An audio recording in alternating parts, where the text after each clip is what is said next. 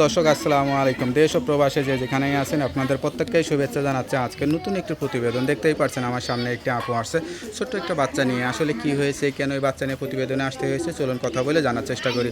আপু আসসালামু আলাইকুম। ওয়ালাইকুম আসসালাম। আপু আপনার নাম কি? লামিয়া। লামিয়া আপু, কেমন আছেন আপনি? ভালো আছি। বাচ্চাটা কার? বাচ্চাটা আমার। আপনার বিয়েও হয়েছে, বাচ্চাও হয়ে গেছে, স্বামী কি হয়েছে? স্বামী তালাক দিয়ে দিচ্ছে। বিয়েটা কিভাবে হয়েছিল? বাড়ি বাড়ি দিচ্ছে। পারিবারিকভাবে হয়েছিল? মানে গ্রামের বাড়ি কোথায়, ঠিকানা কোথায়? মমিন সিং। আচ্ছা, শ্বশুর বাড়ি কোথায় ছিল? শ্বশুর বাড়ি নেত্রকোনা ছিল। আচ্ছা আচ্ছা, কতদিন সংসার করছিলেন? সংসার 1 বছর। 1 বছর করছিলেন। আচ্ছা আচ্ছা, তা এত সুন্দর সন্তান, এত সুন্দর স্ত্রী ফেলে কেন তালাক হয়ে গেল কেন? সে ভালো ছিল না ভাইয়া, অনেক খারাপ। তো বিয়ের আগে দেখে নাই, মা বাবা যে বিয়ে দিল দেখে নাই? বিয়ার আগে ভালো ছিল, বিয়ার পরে খারাপ হয়ে গেছে এটা। তো বিয়ের পরে খারাপ হয় কেন? বিয়ের পরে কি আপনি খারাপ ব্যবহার করতেন নাকি? বউর সাথে যে স্বামীর সাথে খারাপ হয়ে গেল? না না, খারাপ ব্যবহার করবো কেন, তার সাথে ভালো ব্যবহার করতাম। সে কাম কাজ করতো না, বিয়ার পরে আচ্ছা, আচ্ছা। কোনো কাম কাজ করতো না। আমি নিজে মেশিন চালাইয়া তারা খাওয়াইতাম। মানে ইনকাম করতো না, সেটাই হলো সবচেয়ে বড় কষ্ট। না, ইনকাম, পুরুষ মানুষ ইনকাম না করলে তো সংসার টেকবে না, এটাই স্বাভাবিক। তো এখন কি মা বাবার কাছে আছেন? হ্যাঁ, বাবা নাই তো, মার কাছে আছেন। সন্তানের খরচ টরচ দেয়? খরচ না, খরচ টরচ কিছু দেয় না বলে তো প্রতিদিনের সামনে তা আপনার খরচ, সন্তানের খরচ কিভাবে চলে? খরচ এই যে আমি টেলারের কাজ করি দোকানে, বাচ্চারা নিয়ে। আচ্ছা আচ্ছা, একবারে ছাড়াছাড়ি হয়ে গেছে, বাচ্চার কোনো দাবি টাবি করবে না তো আপনারা? না, তো এখন যদি কেউ বিয়ে করতে চায়, বিয়ে করবেন না সহযোগিতা চাইবেন? আমি ভালো একটা মনের মানুষ চাইতেছি ভাইয়া। যদি ভালো একটা মনের মানুষ পাইতাম, সে যদি আমার ভালো রাখতো, সুখে রাখতো, আমার বাচ্চারা নিয়ে দায়িত্ব নিত, এরকম একটা মনের মানুষ চাইতেছি। লেখাপড়া করছিলেন? না ভাইয়া, লেখাপড়া করতে করছি, করা হয়নি।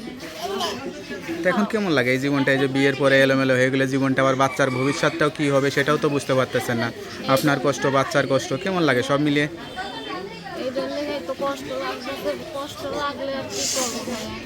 এই জন্যই তো একটা মনের মানুষ চাইতেছি যেন ভালো। ধরেন আপনার বাচ্চা আছে, অনেক পুরুষ এরকম বিবাহিত, তার বউ থাকে না, মারা যায়, বাচ্চা আছে, সেরকম পুরুষকে করবেন বিয়ে?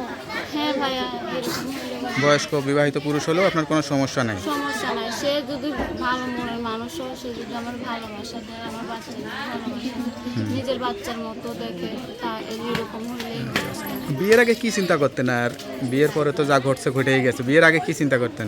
বিয়ের আগে চিন্তা করতাম, জানতাম এক জায়গায় বিয়ে হইব, অনেক সুখে হইব, স্বামী ভালো হইব।